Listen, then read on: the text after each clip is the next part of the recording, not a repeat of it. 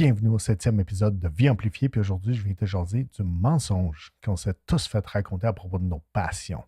T'as probablement déjà entendu ça, de trouver ce que tu aimerais faire gratuitement. Parce que si l'argent, c'était pas une condition de notre société, qu'est-ce que tu ferais gratuitement dans le monde? Parce que tu aimes tellement ça. Moi, je te dis, ce que tu aimes faire à ce point-là, qui est si valorisant pour toi puis qui a autant de valeur dans le monde, c'est trop précieux pour que tu ne sois pas rémunéré en conséquence. Si tu fais quelque chose d'aussi bien, que tu aimes tellement ça, tu devrais être pleinement récompensé à ta juste valeur pour le faire. On a tendance à se dire, ah ben là, mes passions, il n'y a personne qui va vouloir payer pour ça, puis ça n'a pas de valeur, puis ce que je fais, c'est pas important, puis on se dévalorise. Mais c'est vraiment de réinventer ta façon de regarder ça. De réinventer comment tu vois ce que tu aimes faire pour que ça puisse vraiment faire une différence dans comment tu te sens. Et ça va amplifier tout le reste de ta vie. On va se le dire, là, on nous a vendu un mensonge. On a vendu un mensonge qui vient vraiment limiter notre potentiel en tant qu'humain, qui est c'est pas valorisant faire ce qui te passionne. Mais si toi, tu valorises pas ce qui te passionne, c'est qui va le faire? Tu sais, pour pouvoir valoriser ta passion, faut que tu regardes qu'est-ce que ça apporte à toi, premièrement, et aux autres. Et je vais toujours me rappeler d'une vidéo de Gary Vaynerchuk, que j'ai vu. Ça doit faire comme 4-5 ans de ça. Il était dans une conférence, puis il y a quelqu'un qui a posé une question. Ah, mais, tu sais, moi, j'aime vraiment, je me souviens plus c'était quoi qu'il aimait, mais c'était quelque chose comme des miniatures de quelque chose de super spécifique. Je sais pas si c'était des trains de voitures, peu importe. Puis il dit, tu dis qu'il faut qu'on mette ça de l'avant, puis qu'on utilise ça, mais comment je fais ça? Ça n'a pas de valeur pour le monde. Puis là, Gary Vee a répondu, s'il y a quelqu'un qui fait 50 000 par année sur YouTube à parler de beurre de peanut, il n'y a aucune raison pourquoi toi, tu ne pourrais pas faire la même chose. Ça m'a tellement frappé juste d'avoir la conscience de 50 000 par année, c'est un salaire, c'est l'équivalent d'un salaire temps plein pour parler de beurre de peanut. Puis ça fait quelques années, fait que, tu sais, on n'avait pas l'inflation qu'on a eue dans les 5 dernières années. On va se le dire. 50 000, ça valait pas mal plus. Aujourd'hui, 50 000, ça doit avoir à peu près 37 000 de cette époque-là. Cette époque-là, voilà 5 ans. Mais bon, je ne partirai pas sur cette tangente-là aujourd'hui. Et si on regardait ça à l'intérieur de 5 piliers de vie amplifiée? Les 5 piliers. L'alignement, ton GPS intérieur. Ce que tu aimes, c'est l'indicateur de qui tu es. Ça fait partie de qui tu es. Si tu l'ignores, si tu ne veux pas l'entendre, si tu fais semblant que ce n'est pas là, tu le sous-évalues, tu vas passer à côté de ton alignement. Parce que c'est quelque chose d'important pour toi, puis tu l'ignores. Tu te dis non, c'est pas important quand ça l'est vraiment. Faut que tu te souviennes que ce que tu fais, c'est une extension de qui tu es. Fait que ce qui te passionne, ce qui te fait du bien de faire, de regarder, d'apprendre, d'étudier, de jouer, peu importe, c'est une extension de toi. Et ça fait partie de qui tu es. C'est extrêmement important de te donner la permission de suivre ces choses-là. Tous ces intérêts-là ne seront pas là pour rien. Puis, si on ramène deuxième pilier, la maîtrise de soi, pour que ce qui te passionne devienne vraiment une force, ça a besoin d'être maîtrisé. Ça demande des habitudes qui sont alignées dans une gestion de ton énergie, de ton temps, de tes activités. Surtout si tu veux arriver au point d'en vivre. Ça se peut que ça fasse partie intégrale de ce que tu fais comme travail déjà. Mais comment tu peux l'augmenter et l'amener encore plus dedans? Il faut vraiment développer cette maîtrise-là pour l'amener à un autre niveau. Troisième pilier, la prospérité. Et si cette passion-là pouvait vraiment, vraiment t'amener à l'abondance financière que tu veux pour aligner ton style de vie, tes finances et ta passion comme carrière. Et là, ça ne t'amène pas juste l'abondance financière. Je veux aussi que tu penses à l'abondance de ce que ça t'apporte. Toi, comment tu te sens et comment que ça rayonne et ça impacte autour de toi. Comment ça impacte, quatrième pilier, tes liens, les gens autour de toi. Comment ça va les impacter, comment ça va faire une différence pour eux de te voir juste rayonner parce que tu fais ce qui te passionne pour fucking vrai. Pas genre, ah ben, je fais ça à côté parce que c'est le fun. Non, non. C'est ta vie, c'est ça. Puis c'est pas comme un travail, c'est qui tu es. C'est juste une extension de qui tu es. Ça va permettre tout ce que tu fais. Absolument tout. Puis, tu vas commencer à t'entourer de gens qui vont te soutenir là-dedans. Des gens qui font quelque chose de semblable, de qui tu peux apprendre.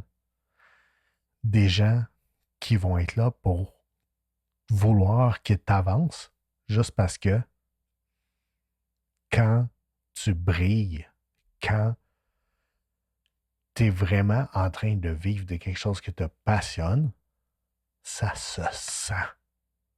Ça fait une différence énorme autour de toi. Et là, le cinquième pilier, l'impact. Quand tu valorises ce que tu aimes, que c'est ce que tu fais, t'inspires les autres à faire pareil.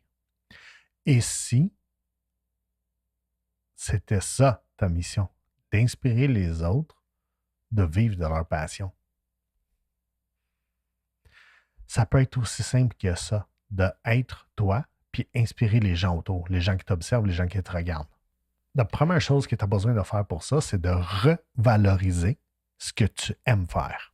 Tu as peut-être déjà quelque chose en tête depuis le début de l'épisode que c'est la chose qui est là pour toi. Sinon, c'est pas grave, on va y revenir tantôt. Mais un coup que tu as identifié cette passion-là, tu sais, la chose que tu ferais même dans les moments difficiles, la chose que tu ferais peu importe ce qui se passe autour de toi, la chose que tu ferais juste parce que tu aimes ça profondément. Quand tu le vois, pose-toi la question. Si quelqu'un d'autre faisait ça, si j'observais quelqu'un faire ça, combien tu penses que ça vaut? Qu'est-ce que tu penses que ça apporte au monde? C'est quoi la valeur? Et là, je ne parle pas de combien ça vaut. Je ne veux pas que tu penses à combien tu paierais pour ça. Parce que si tu n'as pas mis une valeur en contexte, tu vas mettre un montant dessus qui sera relié avec la valeur que tu y as mis. Mais prends le temps de te poser la question, c'est quoi l'impact? C'est quoi la valeur que ça mène dans le monde? Quelle différence ça va faire? À partir de là, tu peux revenir et regarder, ça vaut quelque chose dans le monde et quel montant je peux lui accorder rendu là. Fait que cette semaine, si tu ne sais pas encore ce que ça pourrait être, je veux que tu prennes 30 minutes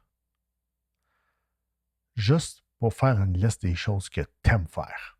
Puis tu commences à explorer qu'est-ce que là-dedans tu pourrais faire que ce ne serait pas un travail, mais ça serait juste l'extension de qui tu es vraiment, de ce que tu apportes dans le monde.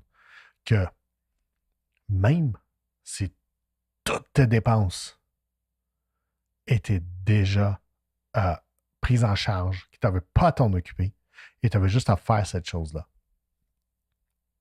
ça serait quoi? Et quand tu l'as, Là, tu peux revenir et te dire, OK, quelle valeur ça a dans le monde? Fait que prends le temps de t'asseoir avec toi-même, avec tes passions, puis regarder ça. Parce que plus ce que tu fais est loin de cette passion-là, ou de ces passions-là, ça se peut que ce soit plusieurs. Plus tu es loin de ton alignement, moins ta vie fonctionne dans tous ses sens. Plus tu es loin de tes passions, moins ta vie fonctionne. Ça va ensemble. Parce que tu es en train de te tuer à faire quelque chose qui n'est pas aligné avec toi. Peu importe si c'est juste un petit peu off. Plus tu continues dans une lignée qui est off, plus tu te ramasses loin de l'objectif. L'objectif d'être pleinement aligné et d'être dans ta passion, dans tes passions, tout le temps, dans ce que tu fais. Est-ce que ça se peut qu'au travers de ces passions-là, il y ait des choses que tu n'aimes pas faire que tu as besoin de faire? Ben oui, mais c'est temporaire. Parce que c'est la moindre chose par rapport à ce que tu aimes vraiment faire. C'est pas une majeure partie. La majeure partie, c'est de garder la chose principale comme la chose principale. Le coaching, pour moi, c'est la chose principale.